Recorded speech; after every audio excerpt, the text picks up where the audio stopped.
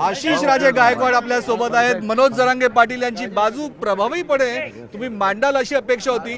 कोर्टाची hearing सुरू झाली, आशिष राजे बोलत नव्हते, रमेश दुबे पाटील बोलत होते, टेकाळे बोलत होते, आशिष राजे दिसतच नव्हते। कोर्टाने ऑर्डर सुरू करून दिली, आणखीन सगळ्यात शेवटी तुम्ही उभे राहिलात, आणखीन सिक्सर मारली। राजे आधीपासून का नाही युक्तिवाद केला?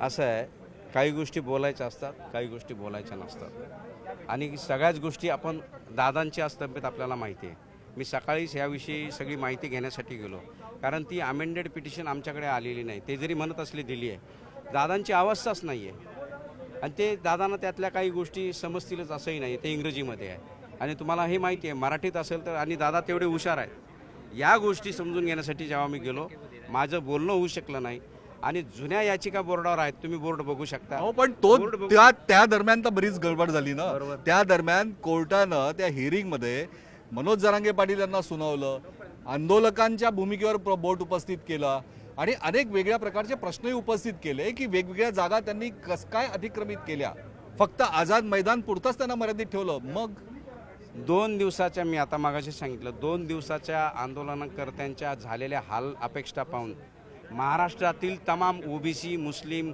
सर्व जाती धर्मातील महिला पुरुषांनी ही मदत, ही रसद पोचवली आणि आपल्याला माहिती आहे रसद नाही पोचली की पानिपत होतं। पानिपत मराठे हारलेले नाहीत, हेच इथल्या समाज मनाने जाणलं, इथल्या प्रत्येक माणसाने जाणलं आणि तुम्हाला हे माहीत असेल पोलिसांनी देखील चांगलं सहकार्य केलं। हो, मान्य आहे, पण पोलिसांनी सहकार्य केलं। कोर्टाने आज पोलिसांना थेट विचारलं, अटॉर्नी जनरलला, की तुम्ही जर का त्यांनी नियमभंग केलेला तर तुम्ही कारवाई का नाही केली? तर त्यांनी सांगितलं की महाराष्ट्र पेटू शकतो म्हणून समन्वयाची भूमिका त्यांनी ठेवली। पण कोर्टाने वेगवेगळ्या जागा खाली करायचा आदेश दिलाय। आता काय होणार?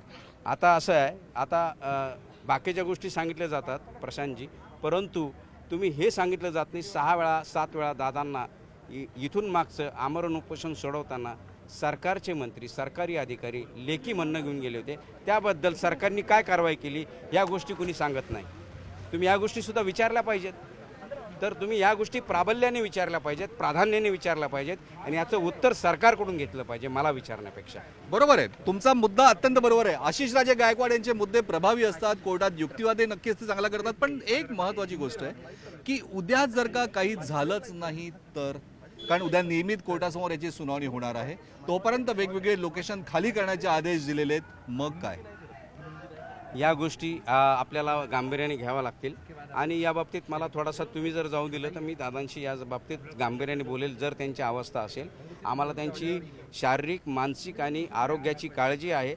या पावसामुळे बरेचसे रोगराई पसरू शकते आणि त्या भागामध्ये या गोष्टी आपण आपल्या माणसाची काळजी घेण्याकरता मलाच स्टेजवर जायला सारखं आवडत नाही, परंतु काही गोष्टी कायदेशीर असतात, त्या बोलणं गरजेचं असतं। तुमचा मुद्दा बरोबर आहे। मनोज जरांगे पाटील यांचे वकील आशिष राजे म्हणतात की मला तुम्ही जर इथे रोखलं नाही तर मला हे करता येईल। अहो राजे, तुम्हाला कोण रोखणार? तुम्हाला रोखण्याची आता काय सुरू झालात तुम्ही, तो विषयच नाहीये। पण काय माहितीये का की जी हुल्लडबाजी झाली, जी धक्काबुक्की होते, याच्यावर सुद्धा अत्यंत गांभीर्याने कोर्टामध्ये झाली। गंगाधर काळकुटे असो, मनोज जरांगे पाटील असो, हे लोकांमध्ये जाऊन आवाहन करताय की हुल्लडबाजी करू नका, आंदोलन बदनाम करू नका। आम्ही सुद्धा केलंय आणि आम्ही सुद्धा होतो।